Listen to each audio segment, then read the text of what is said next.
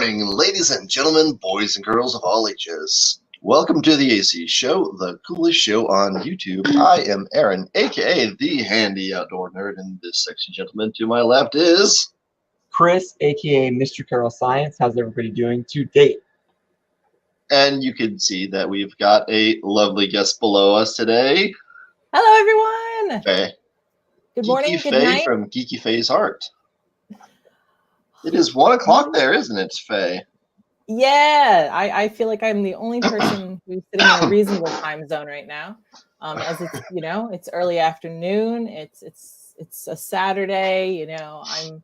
I'm coffeeed. I'm fed. I'm feeling good. Everyone else I feel like is in a less I don't know, easy time zone. Awake state. I don't know where I'm going with that. Yeah. But I'm really happy to be here. Yes. I'm so honored that y'all have just basically shifted times and stuff to accommodate me. I really appreciate it. In the early days of the AC show, we actually would stream at like what time? Like midnight or 1 o'clock or 2 o'clock in the morning, or we would just stream whenever we had time, and then we would, most people would just watch the replay instead of watching us live. So that's fair enough, because that's the thing you can do. Like, you don't have to great be about there. YouTube. You don't have to be there. Yeah. You can be a Which is nice. rewatcher. It looks like it's 11 p.m. in Australia, where Welbot is. Yep. Hello, Brian. Yep. Hello, Welbot.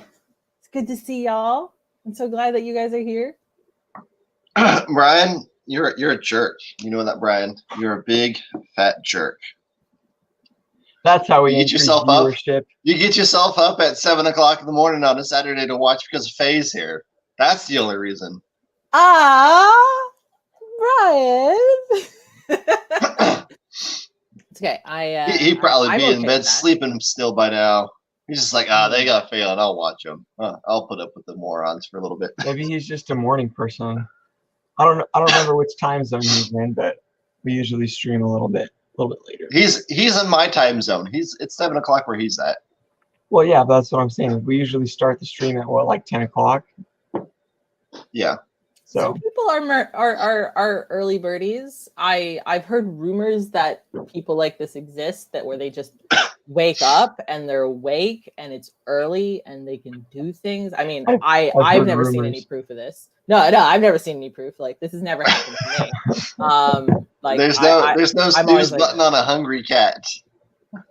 Oh, funny you would say that. I had a very rude awakening just this morning. In fact, at actually 7 a.m.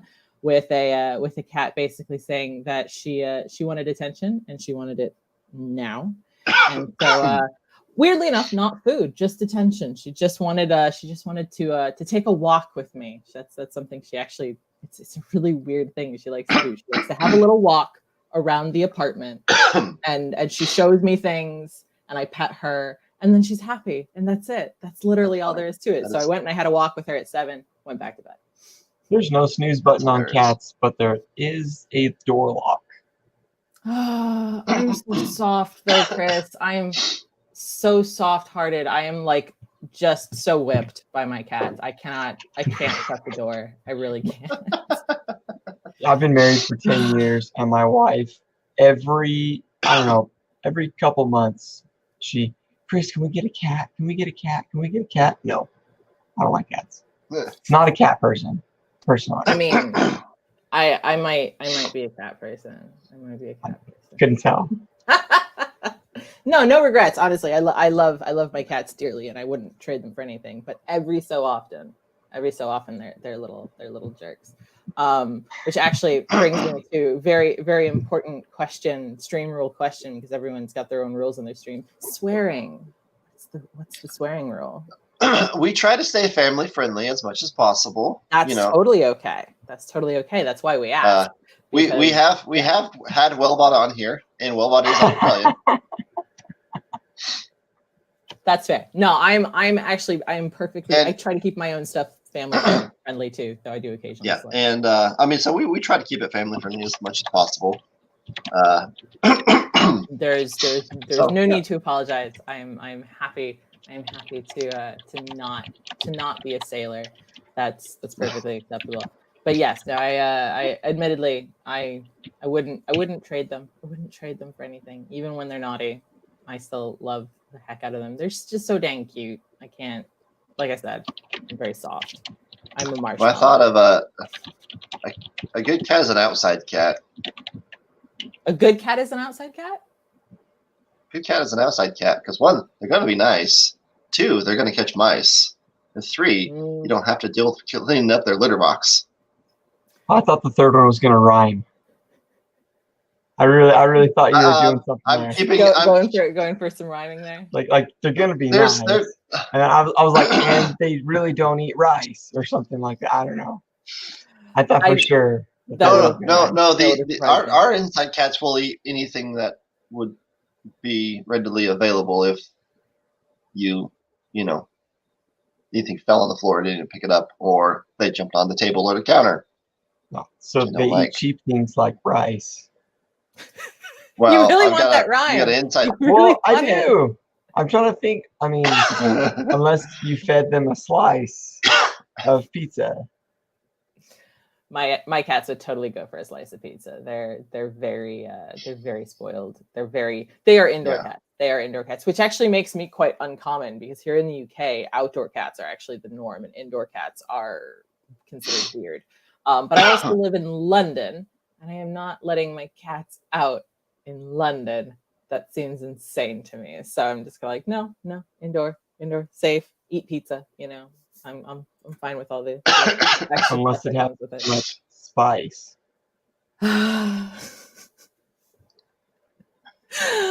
You're on this now, aren't you? You're stuck on the rhyme since I didn't do it. It must be a crime. Yep. Ah, there we go. The joke landed that time. Did that help?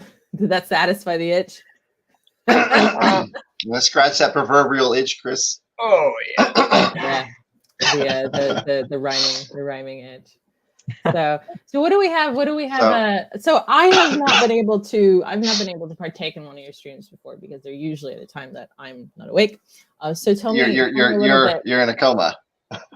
Yes, usually. Yes, I sleep very deeply. So tell me a little bit about the introduce our guests. And we like to introduce our guests, and we actually like them to talk about themselves and what they do, which I know that we've got Brian and Welbot in, but for anybody joining later on, tuning into this, because the thumbnail that I put up there for awesome reasons, because that was hilarious. Yep. Yeah, I'm glad you were able to do something like that. I stayed up late doing that last night. I'm very, very pleased with it. I definitely got a good giggle when I saw it. Good.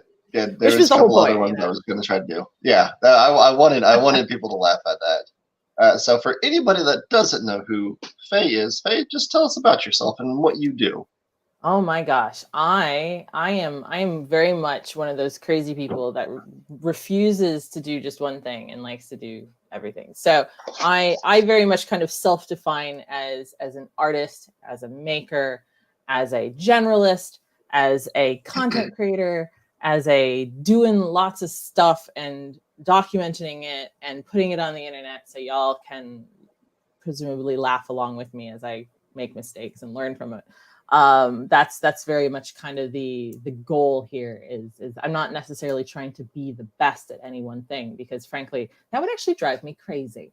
I very much like to do as many different things as possible, which is why my workroom is filled with things like, we've got a bunch of model paints here because I like to paint models. Obviously, there's a lovely drawing that's been done in pastels. I do traditional art. That's in fact actually more my background.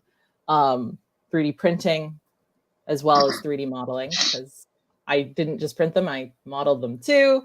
And it's kind of, cosplay. There's totally a sewing machine around here somewhere, and a actual closet full of cosplay over to my my right. So like, it's a bit of a, if I can figure out how to do it, I'm probably going to give it a go.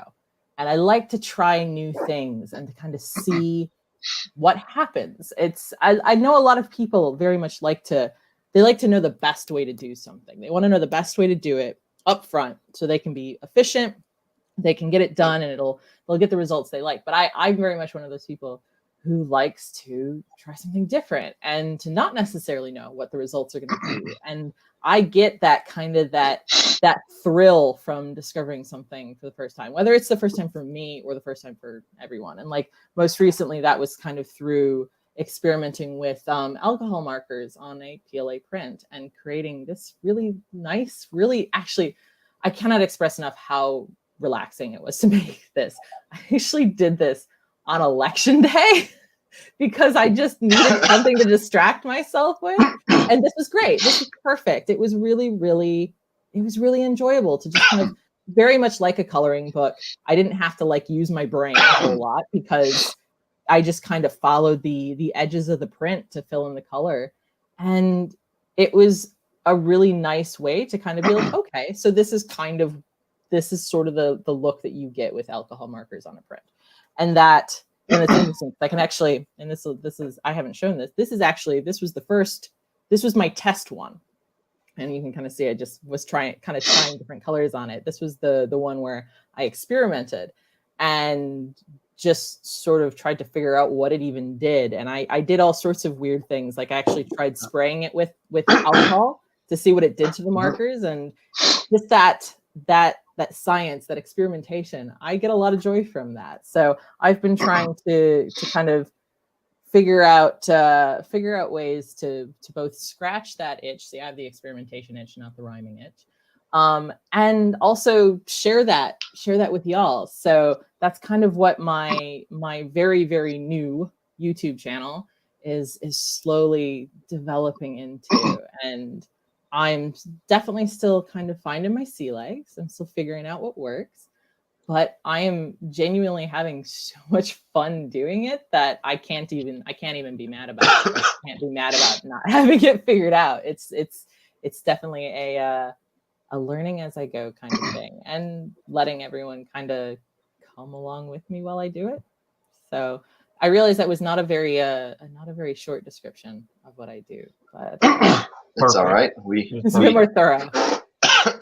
Don't die, Aaron. I'm telling you, well, the temperature keeps going up and down. Temperature keeps going up and down, and my son gave me his cold. So. Yes, I hear that children are good for that. Well, I live in the desert of Arizona, so I wake up in the morning and it's like 40 degrees, and then in the afternoon it's like 90 degrees. Dear God. So yeah, it's also raining right now. It's 90 degrees at the end of November. Like, why will fall not them? Wow. Yeah. I still have leaves on my tree. Jesus, wow. That is, I got to experience that a little bit when I lived in Houston. Because obviously Houston's pretty far south and it stays pretty warm, but like it still gets like, you get like maybe a 4 weeks worth of kind of cold in Houston in the winter. And then, but it's still like, it's usually like 70. It's probably still 70 right now, if I had to guess, in Houston, because it's usually about what it's like. But yeah, it's not like that here. It's already getting cold here. I don't know what it is. It's actually surprisingly warm right now. I'm having to do a little bit of translation from Celsius back into Fahrenheit, but it's like mid to high 50s actually. Yeah, okay. Well, maybe like 56, 57. I'm guessing it's 46 right now. I've got 98% humidity with 11 mile an hour wind. Feels like 43. And yes, Brian says it's 64 in San Antonio. So there we go. Yeah, my guess for Texas was pretty good. Also for Welbot, who I'm pretty certain actually does Celsius, it's 13 degrees here. So yeah, he does Celsius. Yeah, and I'm not gonna lie, I'm sold on Celsius now. It took a little time, but I like Celsius. I like Celsius when I'm dealing with water, but I feel like it's easier to. I don't know. For me, when you're taking someone's temperature, and you can change almost 3 degrees in Fahrenheit, and not even change 1 degree Celsius. It's like, yeah. Weirdly enough, I actually still do body temperature in Fahrenheit as well. see? And I blame that partially in the fact that I still have a Walgreens like body thermometer that I've had for probably like 15 years. That's just followed me around the world. So yeah, obviously that's in Fahrenheit. And so I still think of body temperature in Fahrenheit, but pretty much everything else at this point, I think, has shifted over to Celsius. But as you can see, I'm obviously bilingual. I'm British American bilingual, as I like to joke. And so I can usually kind of transition between units of measurement, just not with high precision. I had to do some quick on the fly calculations during my live stream between millimeters and inches, and I was like, this is hey, 3D printing llama. Hello. Hey, Michael. It looks like we got a couple more people jumping in. Got some more early birdies. At least I'm assuming. Again, like I don't know where people are located. They might actually be over kind of in my corner of the world where it's not early at all. But yeah. So like I guess that's a good kind of overlook at kind of what I do. But I admittedly I am good at I realize this comes off potentially bad. I'm good at talking about myself. I can talk about myself. Okay. So. Some people aren't. Admittedly, some people aren't good at talking about themselves. It feels uncomfortable. But I have no shame, so I can talk about myself. So your print that you did there with the paint, are you doing a video on that anytime soon? This one? Yes. It's already been done. It's actually already out. I released. Okay, I released the video. I've been so busy, I've not checked. That's all right. Can a 3D print also be a coloring book? That's it. Yeah. Can you use the weird spelling of color? I used She's the British. She's the British. Yeah, no, British admittedly, I like for color. spelling. I also say vase instead of vase. And people get on me about I like that. vase, actually. Right, I like vase better. True Weirdly story. Enough,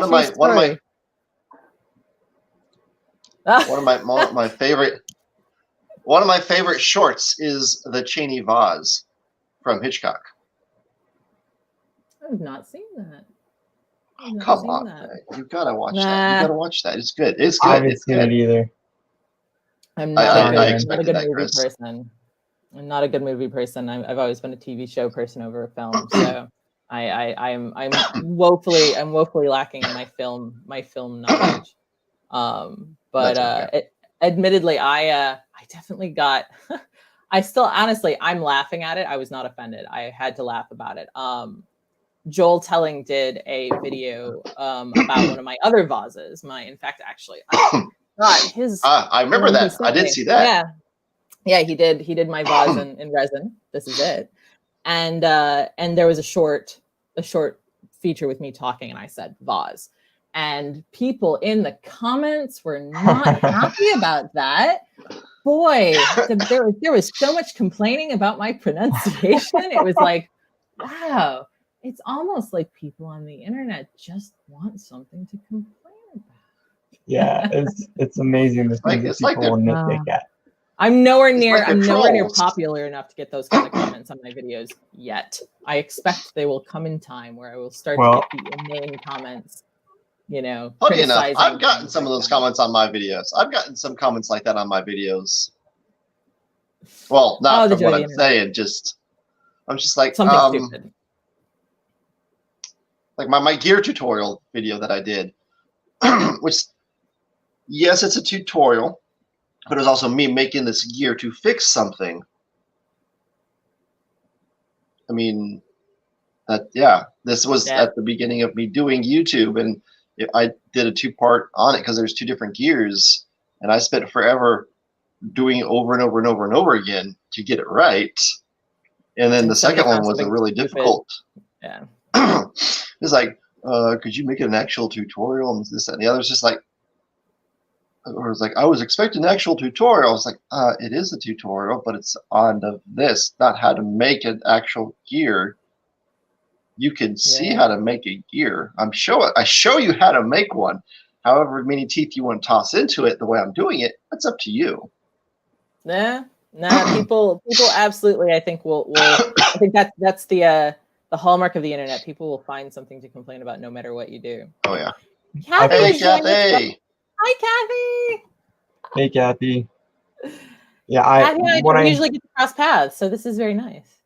When I first started my YouTube channel, it was so that I could feature like projects and stuff for my classes. So whenever they would make something awesome, then I would just post it on YouTube. And the very first comment that I ever received on a video was on a Rube Goldberg machine video, and we had made these Rube Goldberg machines out of nothing but recycled materials, right? So that's cool. To save money, all we did, everybody had to bring their own stuff from home, and it had to be, shoe boxes and Pringles cans and toilet paper rolls or whatever. And so they made this Rube Goldberg machine, and YouTube for some reason featured it, and I don't know why, but it just was one of those random things. And so it kind of blew up, and it was the first video that ever got any comments. And the very first comment was, "Bruh, this straight trash." and it was funny because literally the machines were made out of trash. It really was trash, and so that's what I commented. That is absolutely the correct response. Absolutely, yes, you're right. It is made out of trash. But also rude. Children making things is always good. Children making things is always good. You don't. Well, and here's the funny thing. It's called crafting. Whenever you're using leftover stuff, it's crafts. Recycling. It's always good, and it's, again, especially when it's getting kids to learn something or explore something. Like literally the act of doing it is positive. It doesn't matter what the outcome is, and people who are like, oh yeah, no, that wasn't very well done. And it's like, no, just stop. Just stop. Just no more talking to you. Talking is not allowed to you anymore.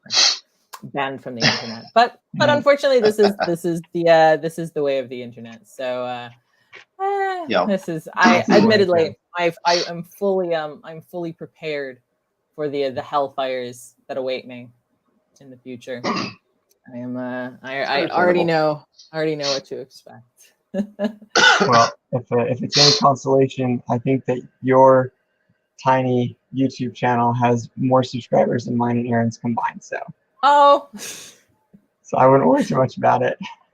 I'm not worried at all.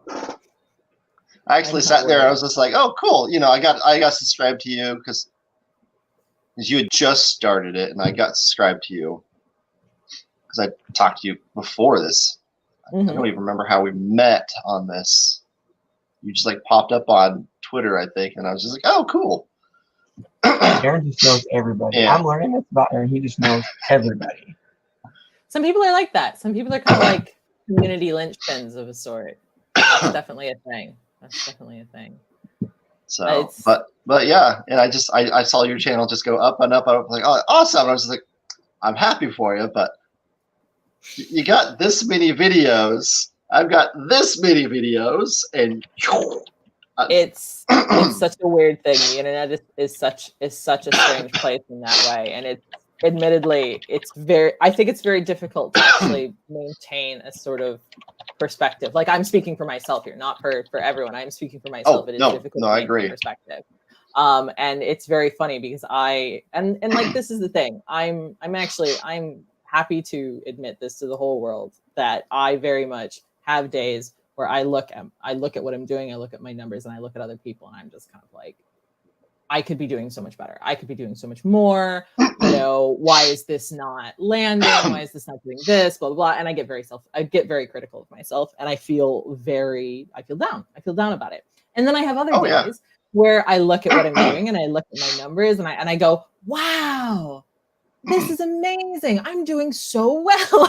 And it's wild how our brains kind of work in a sort of, we're both vastly complex and incredibly simple creatures, in that sometimes we look at a thing, And then we look at ourselves, and we look at the thing, and we look at ourselves and we go, oh, well, why am I not doing that? Regardless of all the other very important information. Like, I don't know, this person has been doing it for years and is really experienced and has spent a lot of time on it. Like, it doesn't matter. Your brain's like, but you could do that. Why aren't you doing that? Yep. So, and then again, and then other days, like, I very much had a lovely little moment looking at my Twitter the other day and realizing that the number had grown substantially recently, and I hadn't really noticed. And I felt very good about that. So, like, it's really funny how these things kind of work, and how perspective is really important, but also sometimes really hard to maintain. So basically, to anyone out there who's going through this, you are not alone. It is super normal, and I think probably literally everyone feels it, regardless of whether they have 10 subscribers, 1,000, 100,000, a million. Like, everyone kind of, I think, goes through this sort of thing. It's quite interesting because it wasn't that long ago that art YouTuber Jazza released a very kind of vulnerable video talking about his own feelings about his channel. And, like, he's got 5 million subscribers. Nobody can really argue that those are substantial numbers. And obviously it is his full-time gig as well. So, like, by many people's measure of success, he's successful. But even he has his moments of being like, am I doing this right? Am I doing the right thing? Like, should I be doing this differently? Like, and that is, I think, very reassuring in some weird ways. Oh yeah. Everybody has their ups and downs on things, and, like, feeling like they're adequate on it. And I am honored by the 311 people that are following me right now on YouTube. Is that a lot? Yes, that is a lot of people. That's 311 people. If you put those people in my house, I've got no room to go. Fit. Yeah. That's really funny. I was totally thinking about it in the same context. If you took these people and put them in a building, like, that would be so many people. That's a lot of people. It is a lot of people. Yeah. I don't know that many people. In the context, it is a lot of people. But looking at the number, you're like, it's only 311 people compared to 1,000 or 100,000 or 1,000,000. Well, yeah, and comparing to that, but it's 311 people that are following me.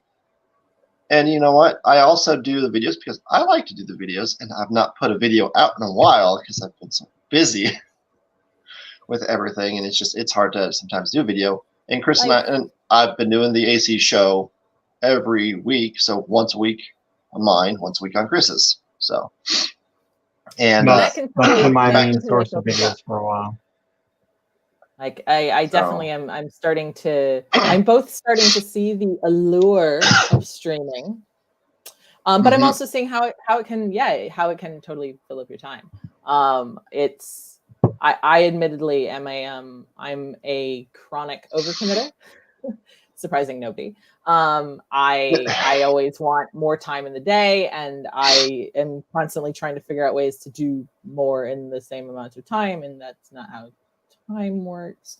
So admittedly, there's a part of me that's like, oh gosh, streaming's really fun. Actually, streaming it's just a lot of fun. I never thought that I would be doing it, but here I am, having done my 3rd stream in a week, and I'm kind of like, oh, but I'm also like, oh, I have stuff I need to do. So yeah, it's nice to an extent, but then you're like, okay, well, I've got stuff I got to get done too, that I've got on my list, but this as well. Right. My Asana is very, very, very long. Yeah. And you and I were talking last weekend. Is whenever I was asking you, and which is why we're doing it this weekend for this, because you're like, oh, I'm good for Saturday. I'm like, all right, Saturday it is. But you and I were talking about all this different stuff, and I mean, you do exactly what I do, multitask all the time, And obviously, I 3D print. I've got resin. Got my, well, over here. You can't see it over there. Like my I FDM can printers. see a nice stack of filament, you know. Well, yeah, those are just extra ones that I've just got set in there. But I've also got my heat press over here because I'll do shirts and hats and stuff like that. And my Cricut is right here. You can actually see it. Oh. But I'm also doing a bunch of stuff like this. This is for a hospital. I fix things for a hospital now and again. Get things going. So I do a bunch of stuff, and I've been working on this, trying to get this squared away because this is the original part that I've been working on getting replaced for them. And I was trying an FDM to get it because my resin ones I would have snap, but I didn't have the piece for it to go on the metal. So I was like, all right, well, I'm going to do this. And I was like, I need to get it to flex, see how it bends. You know, I kept snapping the pieces because this has got flex like this. See the flex to it. Oh yeah. And when I went to go do it, I would snap the resin piece, and it'd snap at an angle, not even on the line. It snap at an angle on it. I was like, that's not good. It's not even. Did you ever try ABS? Did you ever try ABS, Aaron?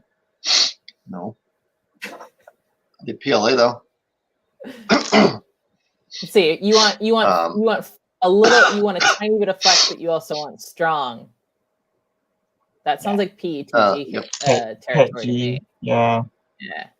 Yeah. Is that what the cool kids say? Do they say PETG? That's what I say. Yeah. Okay. I don't know. I totally say PETG like it's a Spell it all acronym for out. something. I guess it is an acronym. It is an acronym. Anytime I can say something without having to say, everything, I'm all for it.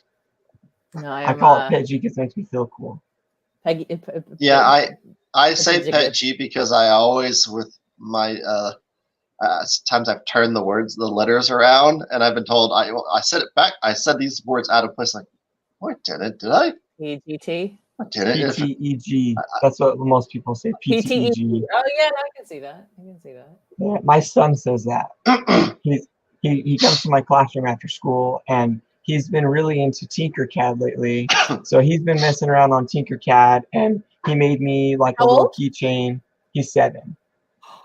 7 and using Tinkercad. That's amazing. Yeah. So he's been really into Tinkercad lately, and he made me a little keychain that says "I love you," and he made a little gift for one of his friends. So he like made this little thing, and he's like, "Dad, can we print this for my friend?" Whatever. And so he's been really into that. And I know.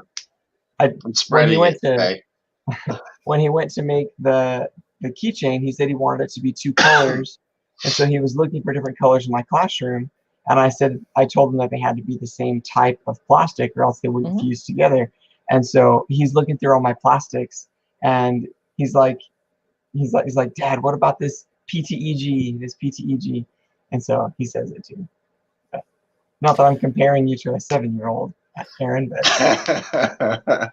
But I'm sorry. So I don't have kids. Right? So I don't have the personal experience of seeing creating a small human and then seeing them grow into things, except for through other people's kids. But I'm always just repeatally amazed at the things that kids are able to do at ages that feels incredibly young. So I'm just like, wow, you put a 7-year-old making stuff in Tinkercad. That sounds absolutely bonkers amazing. I'm so impressed by that. I mean, I have no concept of whether or not that's normal. It doesn't sound normal. It sounds extraordinary.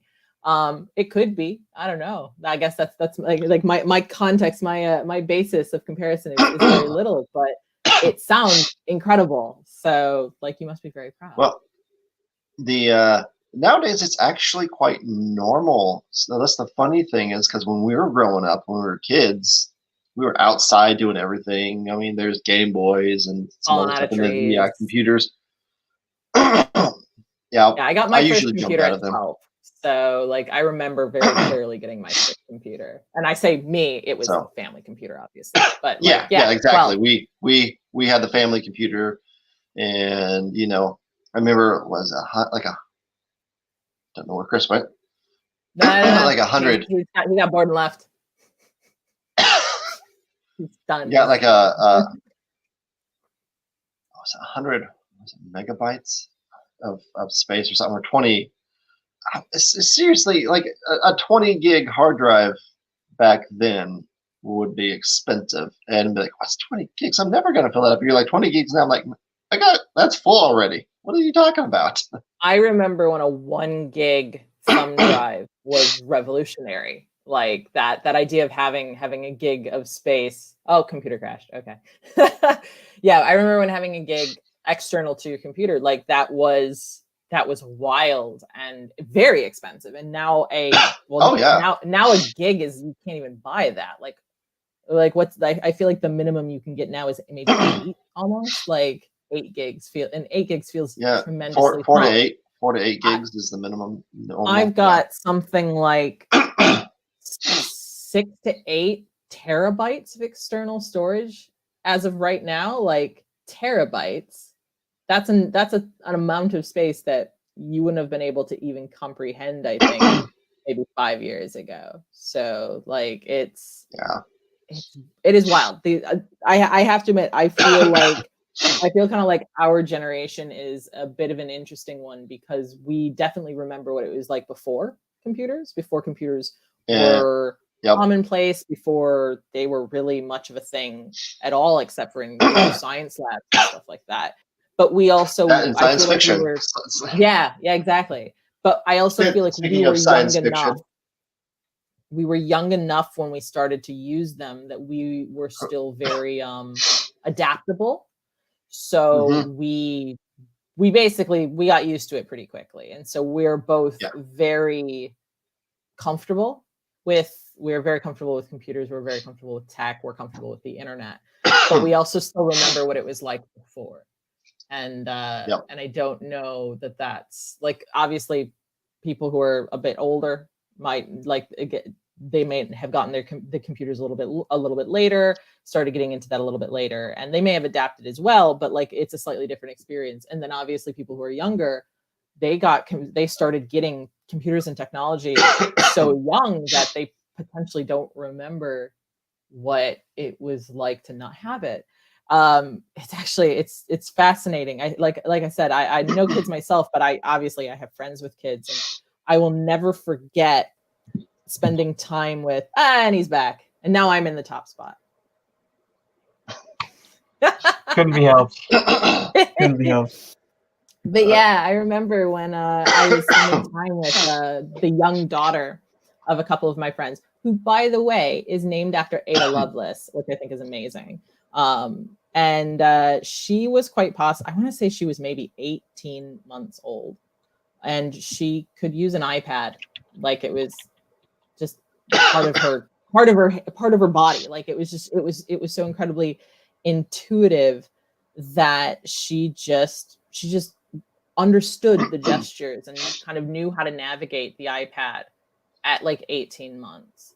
So and I remember being just absolutely mind blown by that. Like I just remember sitting there with her and being like, how is this? I mean, that's when we never had that opportunity. So who knows? Like maybe kids. Well, that's the thing. Like they grow up. They get to see what we do with them, and then they also get to see the actual device, and they get to interact with it a little earlier than we did growing up. Because like I said, Game Boy was very simple to do. But the interaction between that and going on later, they become computer literate a lot faster than we did, because it's ingrained in society nowadays. Because I mean, it's normal. Everybody's got a smartphone. Everybody's got a smartphone. That's actually become a really big problem in my school, is that students are not as computer literate as people say they are. And I see this firsthand, where because we have all of this AI built into our devices, because everything is so intuitive, they don't actually know how to use it. They just know using their intuition. And so when it comes how to mimic. Right. So laptops and Chromebooks and stuff, I'm telling you, every single day So we've been doing stuff with code.org recently, I teach robotics. And so we've been doing some stuff with code.org a lot, talking about, coding. And right now we're doing web page design and stuff like that. And they, every single day, they're like, Mr. Carroll, where are we at? Where am I supposed to go? How do I log into this? How do I sign into this? And as far as the nuances of actually using a computer, they just totally don't get it. They've basically they've got kind of like almost like the muscle memory. Again, the mimicry. They can kind of mimic the actions, but they don't necessarily have the comprehension as to why it works or what they're really doing. Exactly. No, that's really interesting. And I wasn't saying on that. They have the understanding of how. Yeah, I wasn't saying they got the understanding of how everything works, but they got the understanding I can get onto my phone and do this, do that, and the other. When their parents are like, how did you do that on my phone? Right.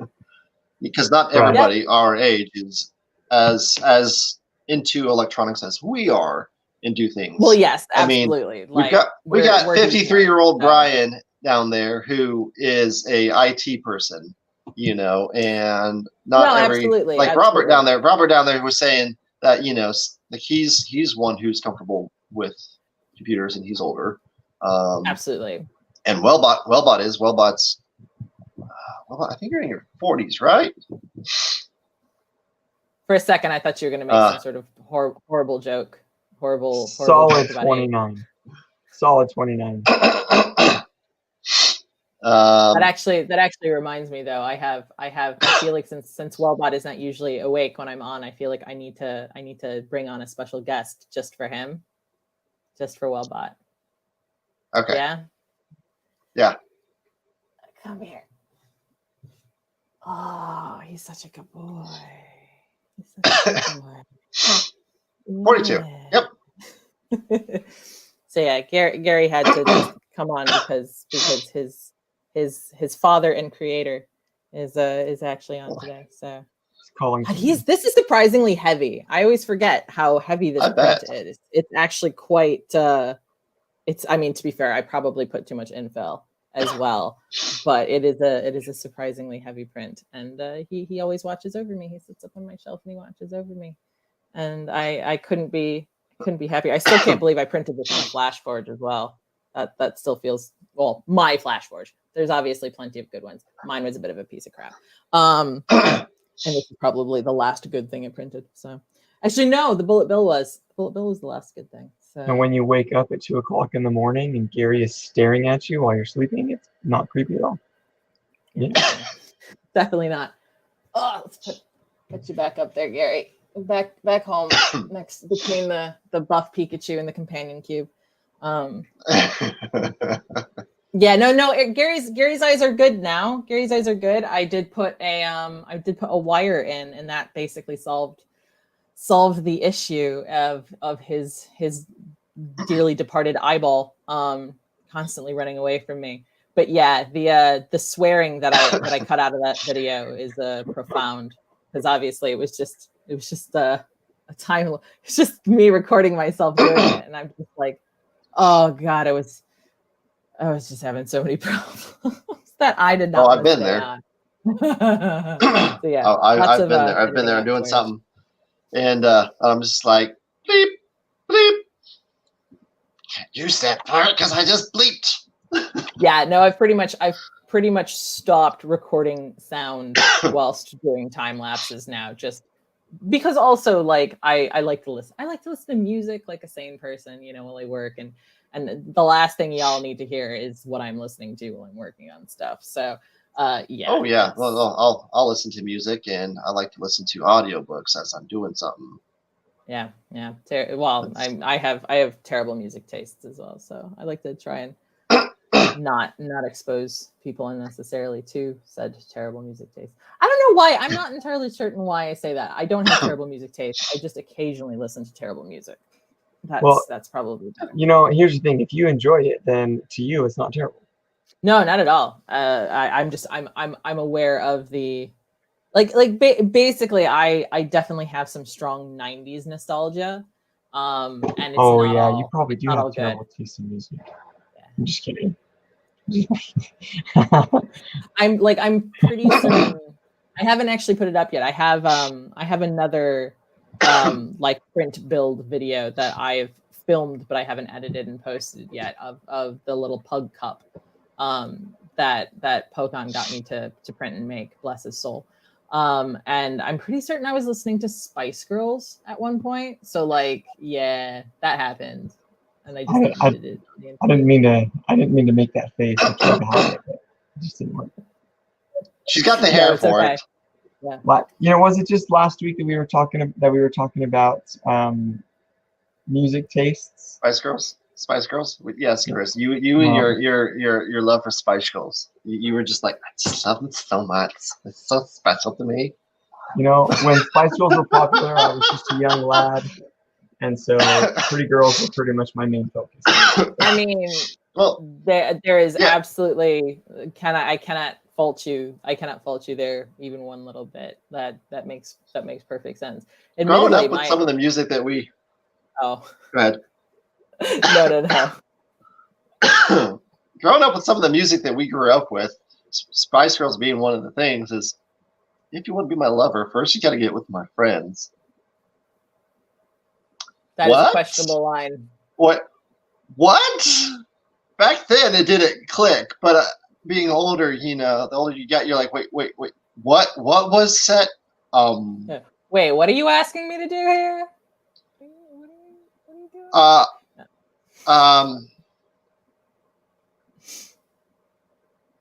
Yeah, that's definitely. No, but you're right. Absolutely, all of this stuff didn't necessarily click at the time. We were young and innocent. Mamba number 5. Oh yes. Oh boy. Oh yeah. Listen to that. Older compared to younger, I'm just like, I sang those lyrics. I was not. That's not a song that I was under any delusions about, even when I was younger. Oh, sigh. Oh, big tremendous sigh. How these things do not age well at all. Oh yeah. So I saw this video, and my mind was, oh gosh, you're so stupid. Kids nowadays are stupid. This girl, it was a TikTok video posted. Okay. Yeah. It was a TikTok video. This girl posted saying it was from Friends, where Ross is singing, "My anaconda don't want none unless you got buns, hun." And she goes, "How is this? This was like 14 years ago." And Nicki Minaj's song, like, no, Anaconda was off of Sir Mix-a-Lot's "Baby Got Back." You stupid moron. Like, seriously, you have no concept that she got inspiration from this. She didn't invent that song. She didn't come up with the song. She used parts from a song to mix it to another part of a song.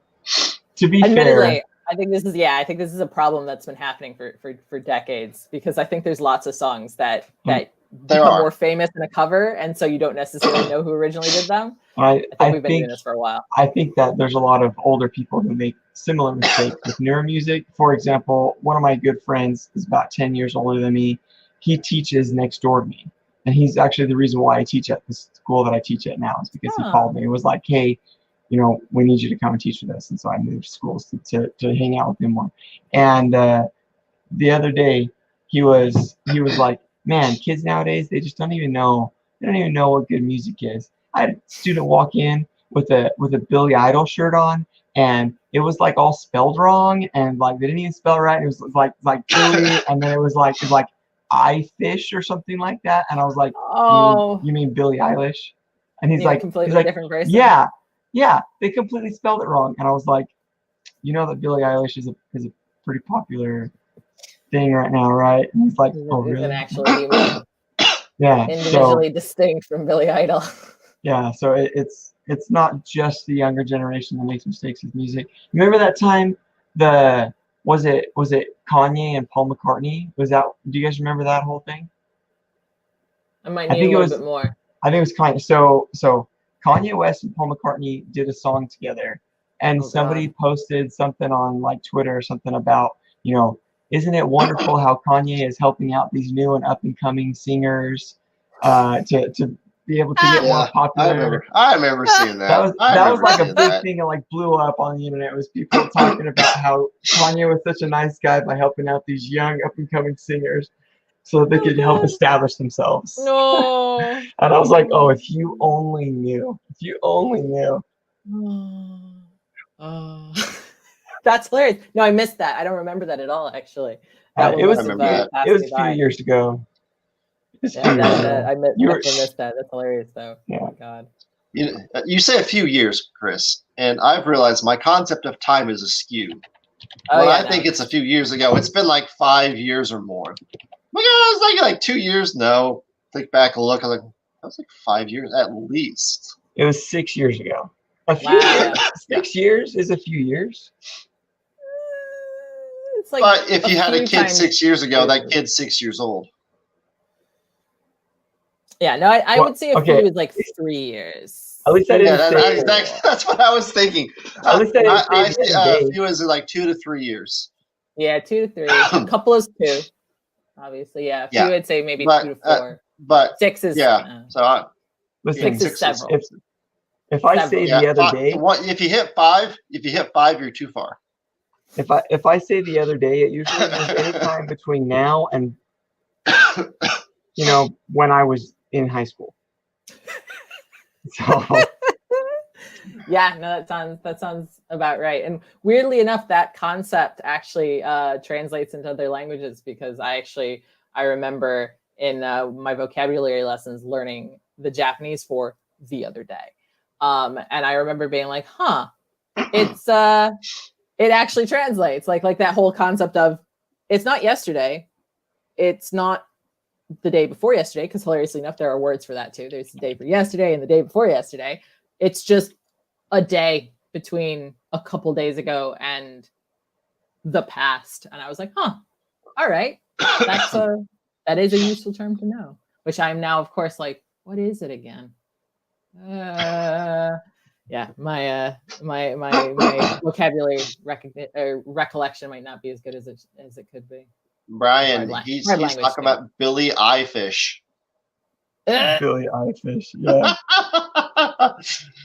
Oh man, Brian has a stroopwafel, and I'm jealous. I've got stroopwafels inside, Brian. I've got stroopwafels inside. Stroopwafels. It's actually how you should say stroop. I bought some stroopwafels and then I remembered that I'm diabetic and it didn't work out so well. It's nothing but sugar. Oh no! Yeah, no, it's pure sugar and then just a little bit of just like regular carbohydrates on top of it. So which is, I mean, they're like it's like that thick. Two layers like that thick. Yeah, no, it is. It's definitely not good for anyone who needs to control their sugar intake. So yeah, it is. But also they are delicious. If you want to kill yourself in a delicious way, there you go. I have but done. They're good. They're great with coffee.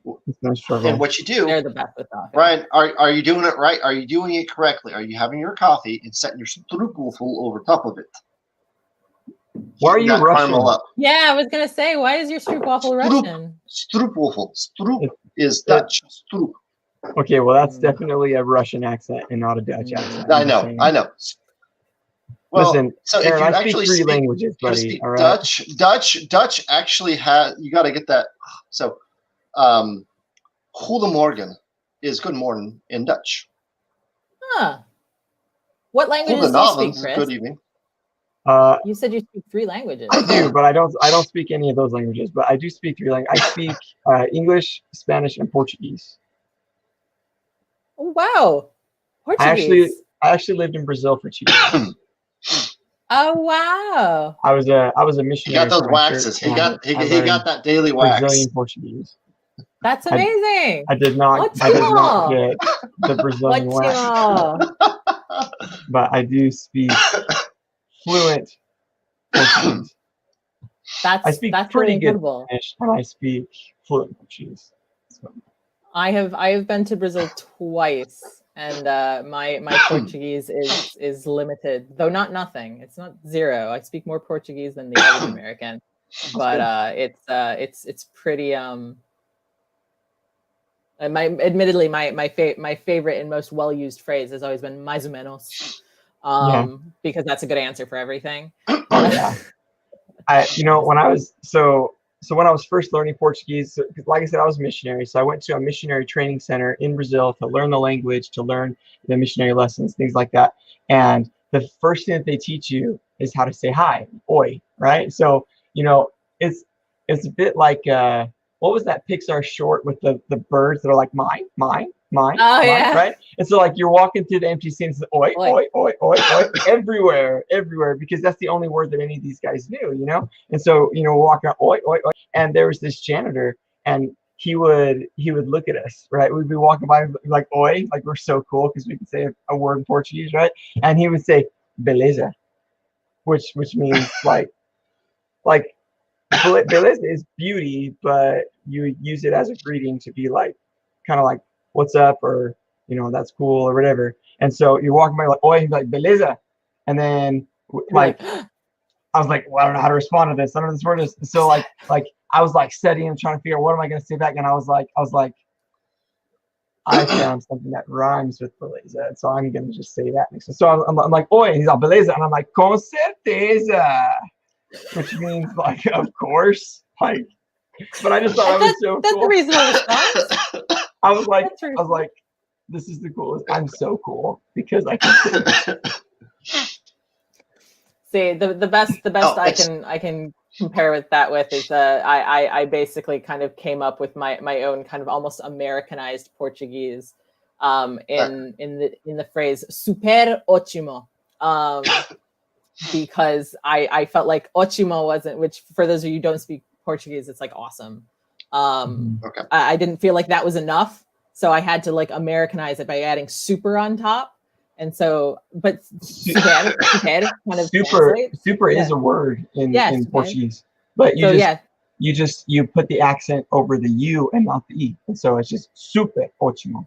Super ótimo. Obviously, yeah. My pronunciation is not the best, but these are two words that are not usually put together in Portuguese, and so I started putting them together to speak to natives, and they'd always be like, huh, like they'd be surprised, but then they take a moment to be like, yeah, actually, I do know what you mean by that, and that's revolutionary, and then they'd like it, and then they'd use it, and then I had a friend. So you could also say demais. Demais at the end of a phrase means like super. So you'd be like ótimo demais means like that's like too awesome. Why didn't nobody tell me this? I've obviously missed the trick. Because you were speaking to people who actually speak Portuguese, and you weren't speaking to white boy Americans who learned Portuguese as a second language. Fair enough. I did admittedly. I had a wonderful time. Where in Brazil were you? I lived in 2 states. I lived in Rio de Janeiro, and then I lived in the state right above Rio, which is called Espírito Santo. And so I lived most of my time in Espírito Santo, but I spent maybe 6 months in a city called Niterói, which is like just right next to the actual city of Rio de Janeiro. That's really cool. So you weren't even in just like really big cities. You were in smaller. No, I lived in a lot of smaller towns. But the way that Brazil is set up, it's actually really interesting. Like a lot of places in Brazil, there'll be like a main city, and then you have like the suburbs, and the main cities are built in like a valley, and then the suburbs like go up into the hills. Into the favelas. The favelas, yeah. And so we actually weren't allowed to go into the favelas because they were too dangerous. And so I can remember multiple times when I was living in Niterói where we lived on the 10th floor of an apartment building. And so I remember waking up in the middle of the night and we'd hear like explosions because there was like drug wars and gang wars like going on in the hills right next to us. And so because we were up on the 10th floor, we were like level. You could kind of see where the hills were. And so we could see it, we could hear it, and it was a little scary. One time we were actually walking up a hill to go and talk to some people that lived in the favela. And as we were walking up the hill, we just heard rat-tat-tat-tat-tat, and we just turned around and walked back up. Maybe another time. Later. I'll visit that hilltop another day. Come back later. fine. You know, this is all but right. Actually, it's really interesting because I actually always, I never really felt like I was in danger while I was there, except for a few select times. There was one time where, you know, it was really late at night, and I was still really young and new to being in Brazil, and I didn't really understand what a favela was, and all of my companions, my buddies there with me, they were all native Brazilians, and so I never had like another American to like explain things to me. You know what I mean?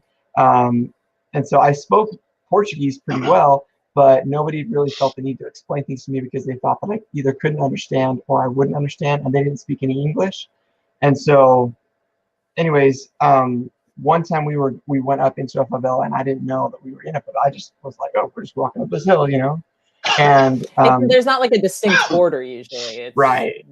One thing, it'll just fade into a favela. All of a sudden, the houses don't have floors anymore, and it's just dirt. And then you're like, oh, hey, that's where I am. So, we got stopped by this guy, and he grabs us by the shoulders, and he looks at us and says, "You shouldn't be here." And he was warning us because, you know, we had our little missionary name tags and stuff, and so he knew that we were, you know, from the church. He understood that, you know, what we were about, and they're pretty religious in Brazil, so they tended to leave us alone or whatever. But he knew that something bad was going to go down, and he just was like, "You shouldn't be here. You need to go away from this area as fast as you can." And so when he said that, we just like bolted away from there, and that was like the first time that I was really, that was maybe the only time that I was really scared, and I actually had a gun pulled on me while I was there. I mean, when you walk around in a suit and tie all day long, people assume that you're rich and have money, you know? And so, which is a reasonable thing. So, thought process, yeah. Right. Yeah. So, anyways, we're walking down the street, and this kid, he must have been like 16, rides up on a bicycle in like Bermuda shorts and a tank top and sticks a revolver in my face and says, "Give me your cell phone." And I remember looking at him and saying, because my companion had been robbed 3 weeks earlier and we didn't have a cell phone. And so I just remember looking at him and saying, "We don't have a cell phone. Your boys already took it."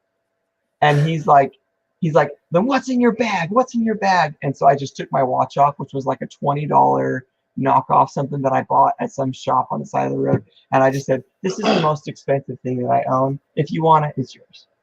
And he looked at me, and he looked down at the name tag and looked at me and just goes, "Man, forget it," and just rides away. And we just kept going about our day. And then it was like 10 minutes later that I realized that my companion didn't speak any Portuguese at all. Like, he was brand new, fresh. And later on, he was just like he just didn't even see what had happened. So we're just walking, and I stopped and I said, "Dude, that dude just stuck a gun in my face." And he's like, "What? Is that what happened? I didn't understand what you guys were saying." And so he had no idea. But like, even then, I was never really scared. I just didn't feel threatened. Like, I never really believed. And it turned out, actually, in that same city, that a young lady had been held up, and she didn't have anything to give to the robber, and they ended up shooting her and leaving her like in the street. And so, like, it was in the same city where we were in. And so it was one of those, like, afterwards, I was like, "Oh, maybe I should have been a little more respectful to Mr. Scary Robber Kid." But I don't know. I don't have any tolerance for punk kids like that. I don't know. I feel like your response was pretty measured. It seemed like an appropriate response. I don't know that fear would have gotten a better response necessarily. That's true. Like, that's not. I don't know that that's necessarily the problem solving. I mean, staying calm. Honestly, staying calm and level. I think is typically a good way to go for most kind of conflict situations. So honestly, I think you handled that very well. I have a weird ability to remain calm whenever there's like some sort of major catastrophe going on. There's like chaos around me. All of a sudden, I just like get super focused, and I just do what needs to be done, and then I freak out afterwards. Which is why 10 minutes later I was like, "Dude, what just happened?" Hey, Joe. Hey, how's it going? Hey, Joe. More new people coming to join us. We're admittedly having really, really interesting and completely perhaps unrelated to anything conversations. It's kind of cool. And Yeah, I keep thinking, like, Yeah. are we supposed to be talking about like 3D printing or something? Possibly. Well, we do, but we also kind of just go off and just sometimes it's nice to just sit there and talk with people and kind of see. Because I can see how you are with making and everything on a day-to-day basis with YouTube and stuff, but we don't get to actually see Faye and Faye's world of how Faye is. But also, so you said hi in Portuguese is oi, right? Oi, yeah. Well, oi is a lot of times what people say to get a hold, like someone's saying, oi, oi. Yeah, pretty common. not in Portuguese, but in Dutch, hoi is hi. See, I do speak Dutch. See, there it is. So, 4 languages. Hoi, got a hoi. Goedendag. This is I think there's a very interesting number of words that are similar across languages, and I always find that very fascinating, especially when those languages don't originate in the same kind of like mother base language. Like obviously Dutch is Germanic, but Portuguese is going to be Latin based, so it's kind of like that's interesting.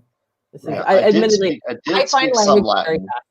So I like languages. So. I find languages interesting. I only fluently speak one language. Well, 2 of you call it British and American is different. But you spell color. What? You spell color. Ooh, here's a good question. I don't want to interrupt you, but this is an important question before you finish what your thought is. How do you spell the color gray? I suppose I spell it. Actually, I spell it both ways because I feel like they're spelled differently depending on the context, and I might be totally wrong there. But I feel like my natural response would be to spell it with an A, Gray. I don't know which. The thing is, I've been here so long now that I don't even know anymore, like where the lines, like where one thing starts and the other they blur. They just they blur together. Yeah, I would spell it with an A, but I don't know if that's American or British. I spell it E. Okay, then it's probably A is probably we're actually switched according to Grammarly. Is that Americans spell it with an A and British spell it with an E? Like I definitely know that like I know that the S's and the Z's switch on pretty much everything. Obviously, U's are added in lots of situations. An interesting one is an AE sort of situation. It comes up every so often. Encyclopedia. Yeah, exactly. Where I guess it would just be an E in American English. But the thing is that I also had to I also just speak a lot of British colloquial at this point, like because it's Kathy says Grey. Joe Larson says Gray. Brian goes Graey. Yeah, and then Joe's like, "Did you have to look up how to do the AE?" He used the combined AE symbol. Okay. I'm really bad at the Unicode stuff. When I type in Japanese, it's an optional quote because he's on his Mac. He's on his Mac. It's an optional thing. I don't want to get into the whole Mac versus PC discussion, but yeah, it's probably a good idea. Because that's definitely not something that I have strong opinions on and would share openly on the internet. Now you're making me curious. Yeah. I am not an Apple fanboy. Just to throw my little opinion out there. See my watch? See that it's not an Apple Watch? There you go. See? That's how you know. You just look at the watch. And I'm on a Mac too, so. I don't know. I've got PC as well, but you're also bilingual. So computer ambidextrous, perhaps. Computer ambidextrous. Well, I've got my laptop is a PC obviously, and but I have PCs that I work on at work. So which is the thing is gets annoying whenever I go, okay, over here on the left side is to close down, minimize, and everything for a Mac, but on the right side over here for PC. And I'm just when I had to use both, I also found myself getting frequently confused. But it's not like this is now solved by being only on a single operating system, because I'm somebody who uses I use a lot of different types. Yeah, no, I saw Brian's joke too. I chose to ignore it, not acknowledge it. That's why I laughed. That's why I just laughed. To be fair, as the resident bisexual, I do actually find it funny. But yeah, so different 3D modeling softwares function on different, basically some of them have. Chris. That was my ringtone, my cell phone. But Walmart is letting me know on a stream basis, his phone's always going off on our streams. I got mine silenced, so it doesn't go off. Listen, my phone doesn't go off all day long, and then as soon as we start streaming, it just like happens. But I mean, it's a good ringtone. See, so I'm not ashamed. This is chilling out, so there you go. I'm not ashamed. I'm a fan. But yeah, the different 3D softwares. Basically, some of them have Y as your up down, and some of them have Z or Z. Sorry, there's some Britishes coming in for you. And it's like, what? And see, I learned it as Z. Z. Yeah. Well, actually, I'm realizing that XYZ. I learned both. By XYZ or Z. I call it both. It doesn't matter. But I also started doing Blender back in the day. So I learned Blender from Andrew Price, which is an Australian anyway, who called it Z anyway. So you say Z. Yeah. But yeah, that the fact that there is actually some real fundamental differences between 3D software in terms of what is up is kind of like, oh, it is basically like Mac and a PC in some ways. It also took me entirely too long to figure out that was what was happening, because like I definitely had that thing where I was going between softwares and things were coming in sideways, and I was always just like, okay, obviously I've got a setting ticked somewhere. This is obviously my fault, because human error, obviously. And it took, in fact, I will confess, I did not realize entirely what was going on until this year. It was this year that somebody posted basically like an infographic listing all of the various 3D modeling softwares and where they stood in terms of like what axis is up. And I went, oh, that's what's going on. I always just thought it was something I was doing wrong. Realizing, nope, actually I did everything perfectly fine, and they just have a different idea. different ones are like that. Weird. Yeah, so my models always come in sideways too. So I've got that problem. Like I put something in, I put it in Fusion properly, so Z would be up. But how I modeled some of the stuff is like this piece, Z would be up. Well, it's not up normally how this goes. So this part set in flat like that. Whenever I need it to set like this. The frustrating thing is that you can't alter it. You can't really change it. Like not in a default way. So I use ZBrush to do sculpting. And obviously, if it's sculpting for 3D printing works with Z on the up down. And ZBrush works with Y on the up down. So it's incredibly frustrating, and I would like to unify these things, but ZBrush is like, no. Like you can rotate it in your file. Every time you start a new file, it's gonna reset. It's like, really, this is how we're gonna do this. This is the relationship we're gonna have, ZBrush. All right, start a petition. I mean, it's thank an incredibly brilliant piece of software in every other regard. So it's just got a very steep learning curve. But very steep. The up down thing is just kind of every time I open a file, it comes in like this basically, and I'm like, yep, rotate. Okay, that's better now. Close the thing, bring it back in. It's like, this is actually very, very satisfying to fondle. This is a very satisfying to touch model. I have to say. Just forgive me for fondling this. No, it looks great. Looks great. It did not. I must admit some frustration with the fact that I have printed it twice now, and neither one has come out quite perfect. They both have some flaws in them, some physical flaws in them, like as in the print, not the design per se. And it's just like, this is already so much filament and so much time, because they're like 20-hour prints. Right. But so I'm not certain I can bring myself to print it a third time, but I do need to give this guy another go. I also think that he needs to have, I definitely think he needs to have like a brain installed. Yes, I was thinking that.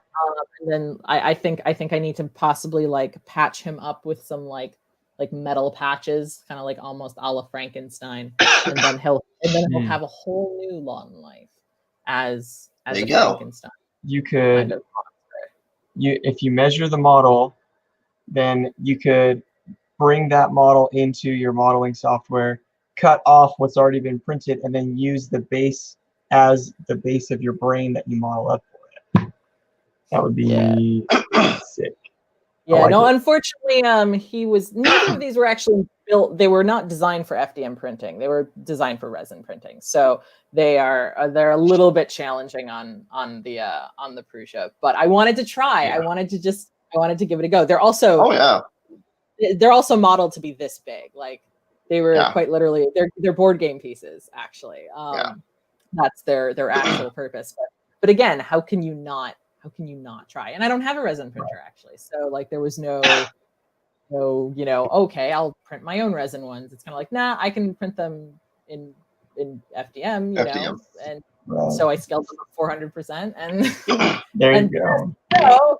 And unfortunately the hat, fedora, because it is an actual fedora, not a trilby, fedora. I did my research on this.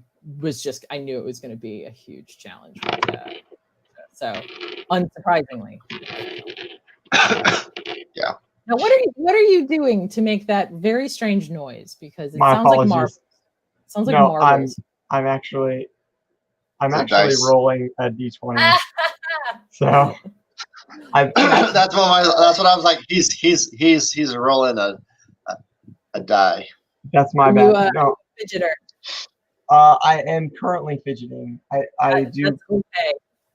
So a week ago, I was on a live stream with Josh, Alien 3D, Alien Slacker, and he was doing a live stream for charity, raising money for local children's hospital. I was also on this live stream. There you go. So I played Dungeons and Dragons at 2:00 in the morning with with another Josh and a bunch of guys, and I was using some digital dice, and they were not working so well. So I went and got my real dice, and they're just happened to be sitting here in front of the computer, and I've just been fidgeting.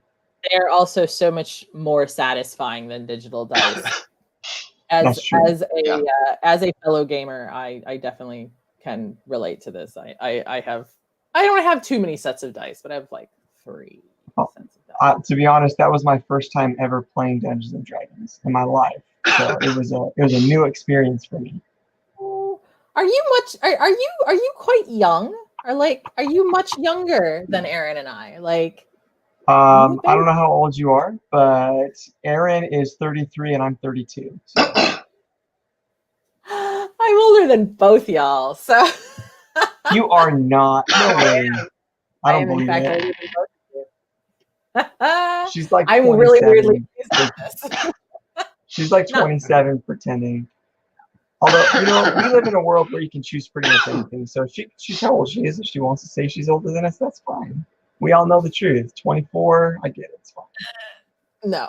The funny thing is I am actually one of those people that for a huge portion of my life, I wanted to be older because I hated feeling like people looked down on me for being young. And it was so for probably most of my life, I couldn't wait to be older. And then I kind of blinked a little bit and I was like, oh, I am now the age that I saw myself wanting to be. Okay, cool. I've achieved it now. But I'm also like not remotely bothered by people potentially thinking I'm older too. Like, I don't know. I realize that I am not the bog standard in this. And a lot of times people are offended if somebody thinks that they're older than they are. But for me, older has always meant, like, it's always symbolized intelligence and wisdom and maturity and stuff like that. So when people are like, I think you're 45, I'm kind of like, cool, that sounds all right. Like, I mean, I know it's not necessarily because of how I look. So if they guess I'm older, it must be because they think I'm smart or mature or what have you. So, well, you look good for a 95-year-old. Thank you very much. No, I have a really good skin routine. A really, really good skin routine. So, is it yogurt? I've heard yogurt's the key. It is not yogurt. I eat yogurt. It's like that's actually what I had for breakfast. But I do not put it on my face. No, I spend considerably more money to put stuff on my face than yogurt. But it's all about taking good care of your skin. That's how you keep people thinking you're 24 apparently. So that's the trick. That's the trick. But I do feel really weirdly like I'm the oldest person here. Not by much. Not very much, but by a little. I've had gray hair since I was 19. I have so much more gray hair than anyone even realizes because I dye it. Like I don't even know how much gray hair I have because I haven't seen my natural hair color in like 6 years. So like so it kind of looks like I got gray, I guess. But I was born a towhead. So I've always had a towhead. Blonde. Towhead? You never heard that? Towhead is like white blonde. Towhead is you not know that? Heard that? It's a new term for me. I learned. Did you never watch Full House as a kid? I didn't actually. I mean, I know it. Like I know Full House. I'm familiar with it. Uncle Joey talking about how they used to call him Towhead, not because he was born a blonde, but because he had an unnaturally shaped head. Like that I can kind of see. I can see that. That's the only time I've ever heard somebody say towhead. I was born a towhead because my hair was like white blonde. So I've always had white throughout my hair multiple times. So growing my facial hair was kind of annoying because I had the facial hair, but lots of it, like right here, was white. So you couldn't see it, so it didn't look like it connected. You're like, and then on the sides here, like this was the darkest spot right here. This was the darkest spot on my chin. So it kind of looks like I got gray, but I've got white hairs that's always been there that I pull. Now and again, I'll get white hairs up there. It's hilarious being told like, oh, you got a gray hair. No, I've got a white hair because I was born towhead. That I've always had white hairs. He's in denial. He's in denial. He's going to be 85 years old, going to be completely white. Like, oh, I just reverted back to my natural hair color. Benjamin Button. It's exactly how it's going to be. Well, and the funny thing is, whenever I don't wear a hat and I'm outside, my hair gets lighter. My hair turns more blonde. Okay, yeah, no, that's pretty normal. The kind of the sun bleaching effect is totally a thing. So. That happens. That definitely. But then if I put any like gel in my hair, then my hair gets really dark. It's like, you got like black hair. No, it's only that color because I put something in it. Yeah, that's definitely when you have a slightly translucent kind of hair color, you get like weird like light diffraction when you put something in it. Wow, gosh! Mm-hmm. Like whenever I put my beard oil in, it turns more brown and kind of a darker brown, and then it's all shiny as well. So refraction of light. Gosh, yeah, no, I'm. But it feels really nice after the beard oil. It feels really nice and smooth when I do so. I can't relate, unfortunately. I've never been able to grow a beard. I don't try to grow a beard. I'm just really lazy and don't shave. Yeah. So this is actually. this is actually this length because I was going to shave like 3 days ago, and I had like a full beard, and so I have like a beard trimmer that I use to shave most of the way, like an electric one, and then I come back with a straight razor to clean it up, and I trimmed it down, and then I just never got around to actually shaving. So I wasn't actually laughing at you. I was laughing at the continued stream of dad jokes coming out of Brian. Oh yeah, I mean, beard. It's just ongoing. It's very good. I appreciate it. I appreciate the dad joke. That's why we keep Brian around. Brian is the dad joke generator. Didn't you? Gosh, my memory is garbage. I remember you saying you had a question to ask me. Did you ask the question? Did I answer the question? Did that happen? Yeah, I asked you how you spelled the color gray. That's right. That's right. That was the question. Thank you. Yeah. Like it was like, wait a minute. Did we ever get to the question? We did. Yes, yeah. we did get to the question. So here's a modeling question for you. Whenever you do ZBrush, do you use mouse or do you use a pen? I use so I have, this is where I can talk a little bit about my setup. I have I gotta remember the model. I have a Cintiq Pro 16. Ooh, and nice. So that is what I use for it. And it is, as somebody who used a busted old Intuos, Wacom Intuos tablet for 15 years, this is a absolute joy to use. It was a birthday gift for myself. Like, was it last year? It may have been last year. But it was one of those, like, I know that this is going to make my life so much easier. It's a bit of an investment, but honestly, they're so much cheaper than they used to be. Because I remember when I got my little Intuos, the Cintiqs were like $3 or $4 grand. They were super pricey. And then not to mention the Wacoms. Sorry? Yeah. Wacoms as well. Well, this is Wacom. This is But you just get the base model just on how expensive it is to the very huge. It's a monitor sized. See, yeah. I've got a bamboo. I've got the Wacom bamboo. Is what I got. And being me that I'm always used to looking at what I draw, it's really, really tough. Like, I was used to it. I got used to it. And then I hadn't done it in a while. And then I had to start using it again. And I'm just like, I want to look down. And this is why the Cintiq is joy. Yeah, see, I really wanted one. I really want to get one because of that I can just do what I do. Look down and do it. But again, they're expensive. Yeah. I say Wacom, Brian.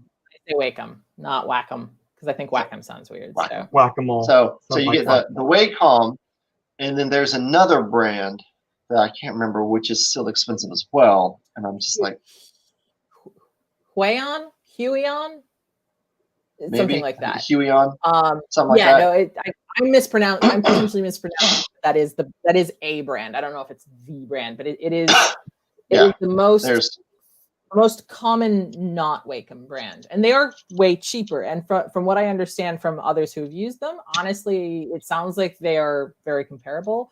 I haven't seen like a really thorough like side by side comparison, but I can say that I really like my Cintiq. It does make life so much easier. That now, said, is it the still use the mouse sometimes. Keep going. I do still use my mouse sometimes. Like I, depending on what I'm doing with the model. Like if I'm doing sculpting stuff. Like if I'm sculpting, I'm using the stylus. But like if I'm doing other sorts of kind of like model manipulation, I sometimes just use my mouse because I've used a mouse to create 3D models for years, and so it's kind of like I kind of have a weird comfort level with the mouse for certain things. But when it comes to actual sculpting, I'm in there with the stylus, usually with my face entirely too close to the screen because that's how it goes. That's whenever you draw, you're kind of used to just being into the drawing anyway, like leaning into it. It makes getting what I've always done. really hard when you're like just face forward. Yeah, you gotta exactly get out of that. Yeah, just put it out there. Just as a little reminder for people watching that the print blocks, Joe just put these print blocks up for free for everybody to download as a reward for raising over $3,000 on Josh's stream last week. Just super generous. Awesome. Yeah, very cool. Because everyone has that now, right? Oh, like those are everyone, whether they donated or not. So right. Yeah. So it's really cool. So big thank you to 3D printing professor Joe in the chat. Thank you very much for that. Joe. Very generous. Awesome. So question, your Wacom, is it the one that you can walk around with normally, like day to day, just kind of carry it around? Yeah. So there's the one. There's the one that you can walk around with, and it's got the camera and stuff. And I'm just like, wouldn't it be so nice to just sit there and just anywhere? Yeah, no, that is the one that's basically got its own, that is its own computer, as opposed to being like because it's the thing, the regular Cintiqs, they are a monitor. They're a touchscreen monitor, so they still have to be connected to a computer. That said, it is also like, I couldn't imagine picking this thing up and carrying it around, and I have the second to smallest one. Like, I don't have the smallest one because it's the 13, but I have the 16. And there's a 24 and a 32, and the 16 feels massive to me. Like, honestly, I don't have the desk space for anything bigger than that. I can't imagine people who have the 32 and are drawing on it. Like, on one hand, having that much like drawing real estate sounds really cool, but also, like, I feel like you'd be like, you'd have to have like an easel or something, right? Like, almost like there is a stand that they sell that you can get. Like, I have it for mine. That is how it kind of isn't just like flat on the desk. It kind of sits at a which is kind of nice. Yes, that is Joe. We are talking about you, Joe 3D printing professor. We are talking about you. Yes, we are. We're talking about how awesome you are, Joe, for donating the models for the printer blocks. The printer block models. He's got a leg coming out the back of his neck there. That's good. That's pretty good. I lost the other leg, and so I just had to make do so that it would stand up. So that seems legit. Yeah. That seems legit. So yes, we were talking about you. You can rewind and hear us say nice things about you if you'd like. That seems fair. Like to go back to that. But yeah, no, I honestly love my Cintiq. I really do, and I use it for a lot of stuff because I don't just do sculpting, but I do kind of digital painting and stuff as well. Honestly, it's useful for photo editing. It's useful for a lot of stuff. So it was a investment for sure, but they are. No, it's been worth it. It's been worth it for me. Yeah, that's the bamboo. Yep.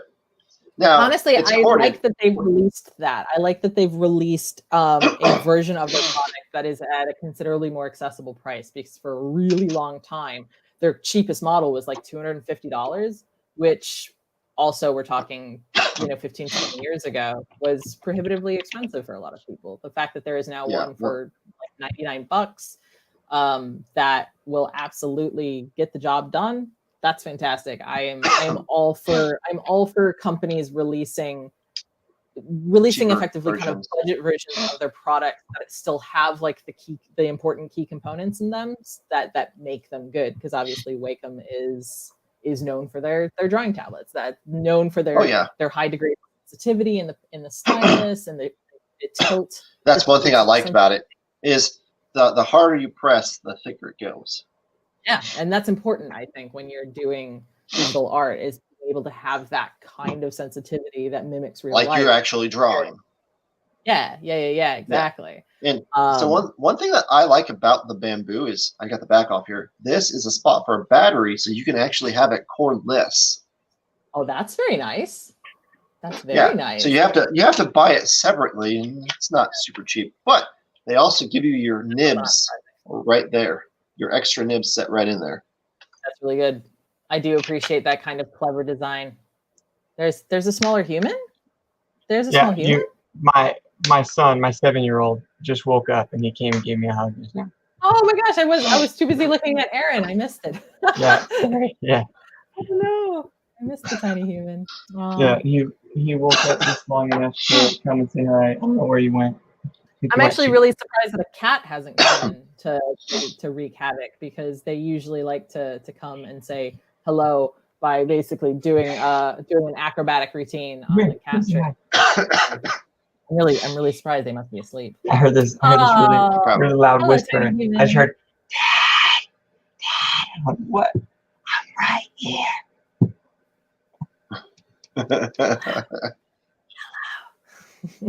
I really hear it. He's got his ramen noodle t-shirt on. Oh, very good. I do appreciate a good ramen noodle. Hey, Maruchan. Oh, what a cutie. Oh, this is so wholesome. Oh, yeah. This is really good wholesome content. This is the content people tuned in for.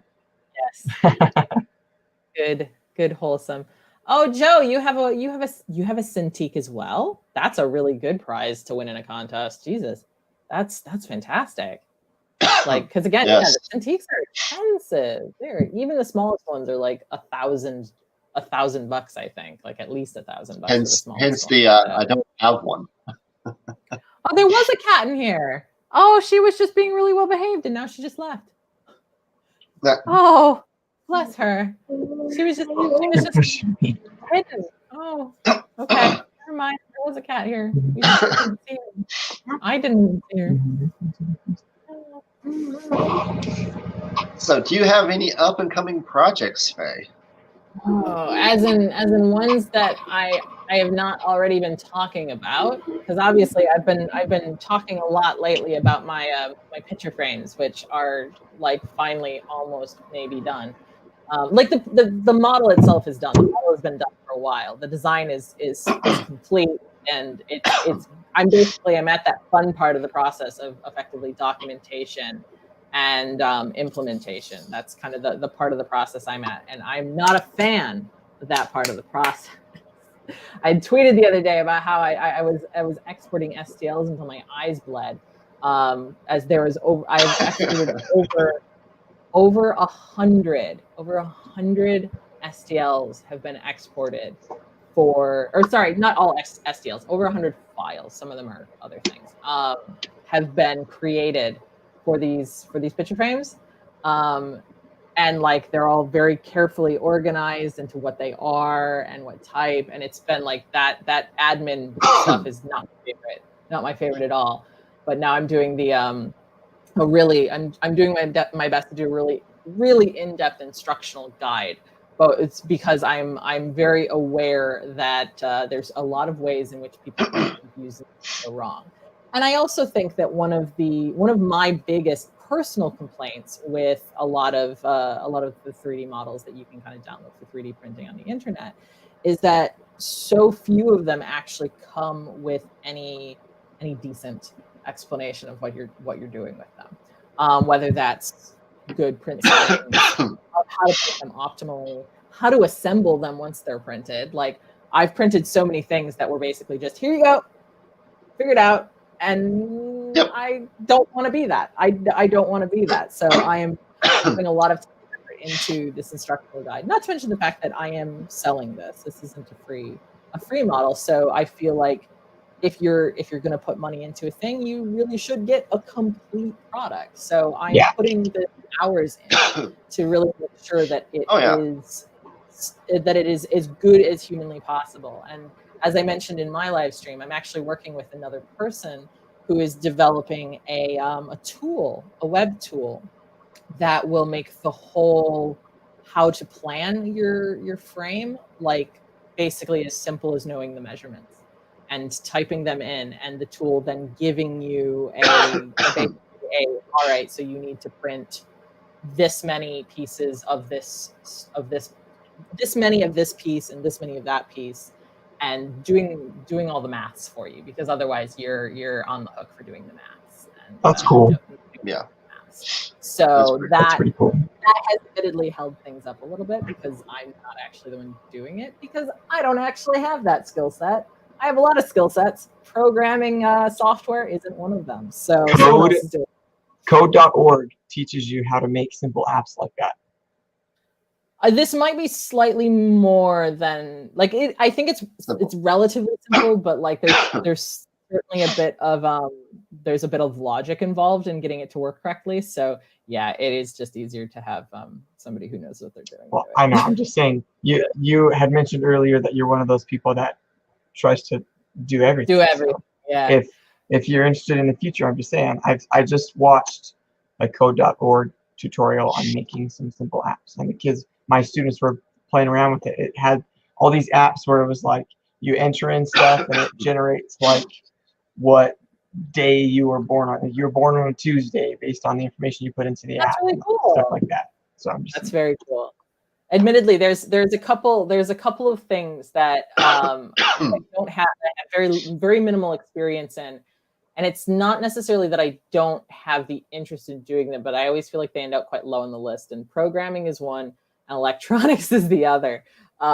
People are always like, "Well, when are you gonna do that electronics?" Like at some point. That said, I do actually have a project that is not necessarily next up, but it's on the list, and it involves electronics, and it's to go with my my Clara cosplay. Which I have one video up doing part of the outfit. I will have at least one more, possibly two more videos coming for different parts of the costume. It's a character in Pokemon Sword, and if you aren't familiar with this iteration of the Pokemon games, you can make your Pokemon massive. It's called Dynamaxing, and when you do that in the game, you basically are holding your regular Pokeball, and you actually I already have the bracelet. Hold on.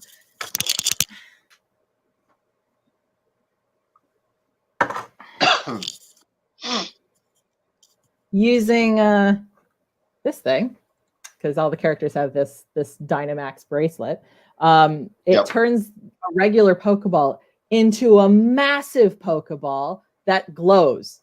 And so I want to make a Dynamax Pokeball with 3D printing and with presumably it's going to be Adafruit bits of tech, and that'll be a first for me. Because the Dynamax Pokeballs have all those little like purple and pink like cracky lines there, right? Like a rainbow sort of like transition light up business, and that'll be a first for me. So that I will do.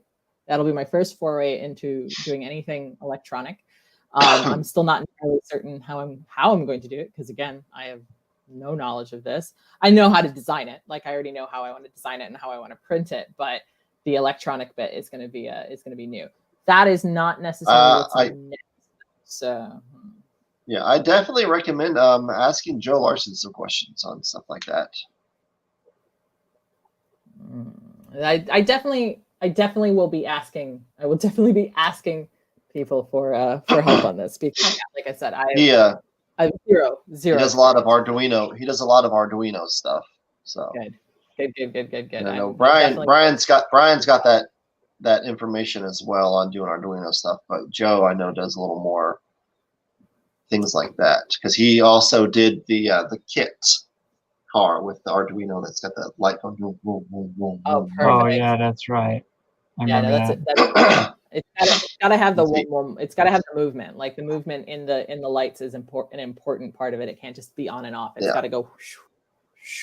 And right down here, can't see, but got these boxes over here. I've got my Arduinos right there.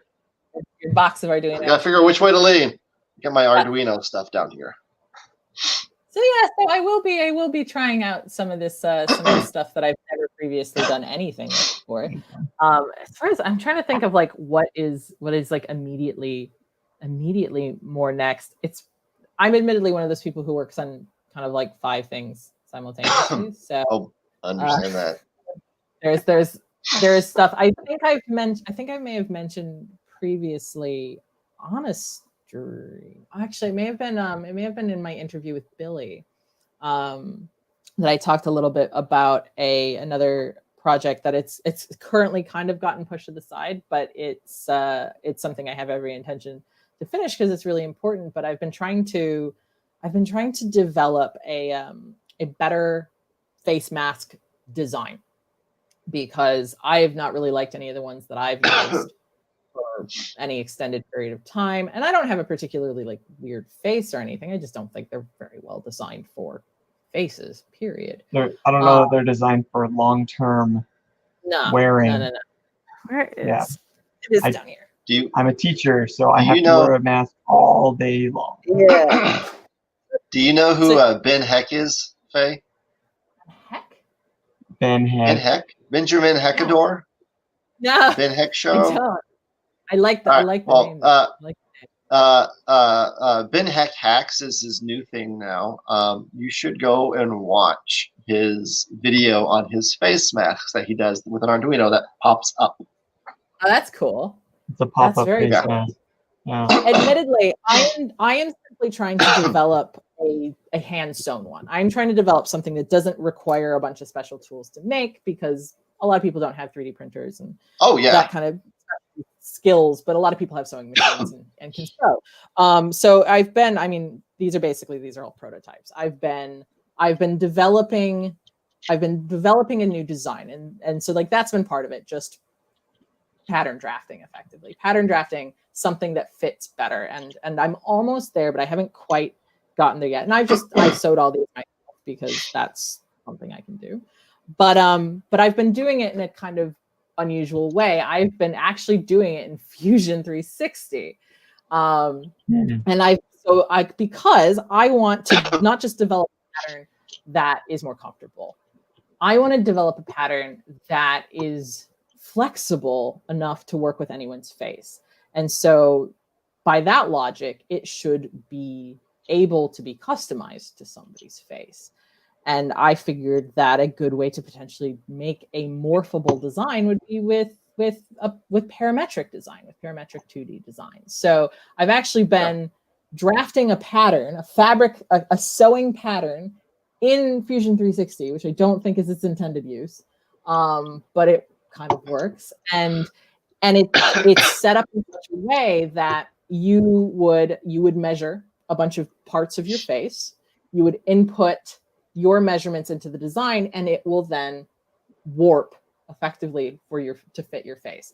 That's a great idea. This is kind of what I'm working on. And again, it is an idea that in an ideal world will, in the end result, have a sort of web tool that will allow somebody to input their own measurements and have a pattern, a PDF generated that they can then print out and sew a mask for themselves that's for their face. I'm working with another person to do this because it is it's basically going to require creating a JavaScript library that can generate the design parametrically, and it can be done. It's also a little complicated. So like I'm working with a really, really cool person who is very, very clever, and was kind of like, yeah, I think I can figure this out. And I was kind of like, that's amazing because this is super over my head. But I'm also haven't really finalized the design either. So that is something that's been like a background thing for me, kind of slowly going. Because I mean, it takes a good few hours to prototype, to actually create the mask, and then to figure out how it fits my face. And it's kind of like, this isn't something that I can create. I can't go through like 4 iterations in a day. It takes some time. So it's a bit slow going, but it's something that's really important to me because this feels exactly like the sort of thing that could be really useful to a lot of people right now. Can I give 2 points of thought that come to my head in this design? So number one, I don't know if you wear glasses or not. I don't. But one of the big concerns about is that the glasses fog up. And then number 2, if you're designing it in Fusion 360, you can actually cut fabric with a laser. And so you could export that file to a laser, and you could actually cut your fabric from the file generated in the software. That's amazing. And if I had a laser cutter, you can bet your bottom dollar I would be doing that. I'm saying making it available as an electronic file facilitates that for people who do have lasers. It might not be possible to do that through JavaScript, through a JavaScript based tool. But if they're like, that's awesome. I will be seeing if it's possible, because I don't know what would be the file that it would. You can actually laser cut PDFs. Then perfect. If it can do with the PDF, then you can laser cut PDFs. So that's what we're kind of looking at as the output, is it outputting a PDF, because most people can open PDFs. So PDF file format. Yeah. So with laser cutting, you just have to take the line thickness of the PDF and make sure that it's scaled down to the size of the laser, which in my case, I don't have a laser, but my father-in-law has a laser that I borrow on occasion. You have to make sure the line thickness is like 0.001 inches or whatever. So as long as the outline of the image is really, really thin, then the laser will cut it. Super cool. I would love to have a cry cut or something that would allow me to cut fabric like that, because I waste so much time cutting fabric. It's unreal. Yeah. I like how you call it a cry cut. I want one. I have no space though. I live in London. I have no space. I work in a closet. It's fine. It's not actually. Well, that's actually the nice thing about the Cricut. It doesn't take up a whole lot of space. This is the little one. I mean, the mini one. That one would be nice, but I mean, full size one. Oh, I do want one. It doesn't take up a whole lot of space. I've got it pushed off and back, but it's out of the way. Like, you've got your shelving up there. You literally could have it on a shelf and then pull it down whenever you need. But my shelves are full. I'm just saying, you could set it on a shelf, whether it be down below or something, and just pull it out whenever you need and have it cut. And over here, I need a new set of shelves. But I've got my mats for it hanging up. Yeah, no, they're super cool. They're a super cool tool. But that's really good to know, Chris. Like, that's really useful, and I'll see if I can't figure out a way to kind of like integrate potential instructions for that into it. But this is definitely something that I want to. I want to put into the world. I want it to be a free thing to use for whoever, wants to use it, because it just feels like it'd be really beneficial. But also, I want a better fitting mask, like dang face. So like there's always an element of selfishness and altruism coming together. So that's definitely something I've been working on. And 3D printed nose piece is definitely also that kind of just goes into a little slot on the inside. Gotcha. So that you can take it out when you wash them. I just recently started wearing glasses, and so it wasn't a problem until just a few weeks ago when I started wearing glasses, and now I put my glasses on and I put my mask on, and it's like instantly I can't see. And I'm definitely still working on the design for this a little bit, because it's not quite there. It's not quite perfect. But like I'm trying to figure out ways to accommodate things that aren't necessarily a problem for me, like beards. Like again, not a problem for me. But I've heard from people who have like slightly bigger beards that like getting their beard into their mask is not always the easiest thing. With this design, or with the design that I'm working on, you should be able to it should be able to accommodate beards. You just change, basically you would make one of the measurements slightly bigger to accommodate said beard, and it should work in theory. Again, test it, but this is still very much a work in progress. This is not something that I am finished with yet, but it's been a really interesting sort of exercise in something that is traditionally very hand done. Pattern drafting. Pattern drafting is a super old thing that's been done for millennia, and long time. And then to take it, do it digitally, but not just digitally, but parametrically, has been really interesting. So I also find it very interesting how my own brain works in terms of translating between something 2-dimensional and 3-dimensional. I feel like I don't know entirely what my pattern is going to look like until it's made, and I'm able to actually like put it on my face. Like I have that kind of that. I think I know how it's going to work, but I'm not 100% certain until I have a physical thing I can hold. So that's been that's been a really interesting kind of adventure into something, combining kind of different skill sets in a way that I don't usually do. I'm hoping too that when I actually get a pattern that I'm happy with, that I will potentially make a handful of limited edition cosplay inspired masks that I will then sell, because I have a massive box of costume scraps, and I definitely feel like there is the potential to make some cosplay inspired masks from it, and then I can sell those. These, admittedly, the pink, both shades of the pink here are actually from a Prince Gumball costume that I made a few years ago for someone else, and I had like a mountain of pink fabric left over, and I was like, yeah, this will work well for prototyping. So I have a bunch of pink masks because of Prince Gumball. So that is that's where that goes. Point of note that Cricut machines will also cut. They can cut PDF, but it's more complicated. They generally will cut like SVG. Right. And so I don't know if it's possible to export it. You can actually there's websites you can actually take a PDF and transfer it over to an SVG.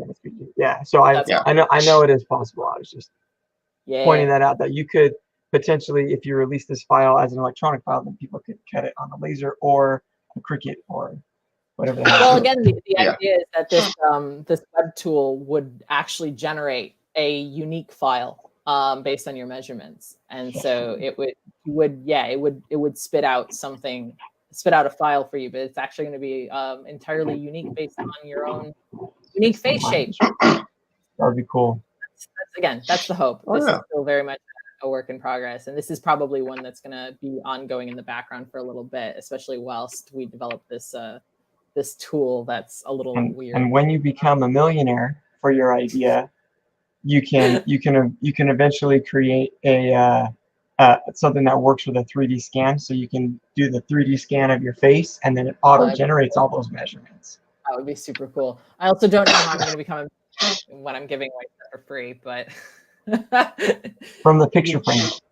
Oh, from the picture frames. Oh, okay. Well, that would be stellar, and I would 100% repurpose something to give back, because that's, like I said before, I'm a marshmallow. I'm a huge marshmallow, so I like to do things. I like to do nice things. Do nice things for other people and cats. Nice things for people and cats. Well, as we are starting to reach our 2 hour where I will have to start to wrap up.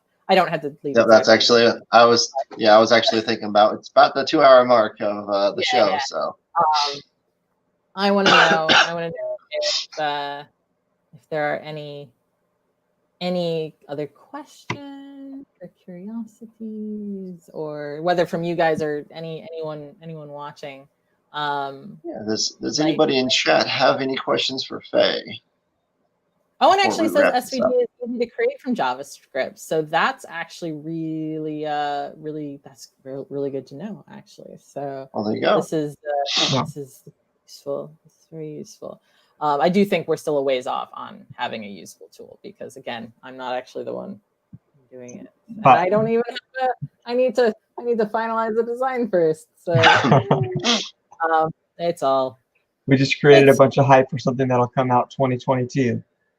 Hopefully before then. Hopefully, while we still actually need masks. Yeah. But I need to have perhaps like slightly less things to work on. What is the circumference of the Earth? It is approximately 24,000 miles. Really? Yeah, I know that because I teach science. So I know that because the rotation of the Earth at the equator is approximately 1,000 miles per hour, and so it goes through all 24 time zones in 24 hours. I'm so grateful that you had to answer this question because I was going to give a really ridiculous answer. I have a way of spoiling things like that.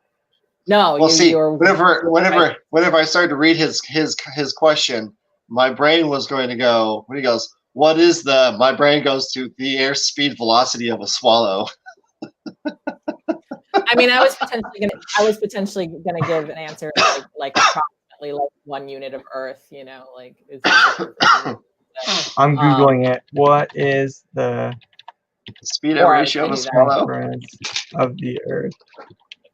Yeah, that was going to be the other thing. It is closer to 25,000. I was going off of the diameter of the Earth being about 8,000, but then remembering that pi is 3.14, and so the circumference is slightly larger. It was my approximation was 24,000. So my apologies, Robert Ferrugia. My bad.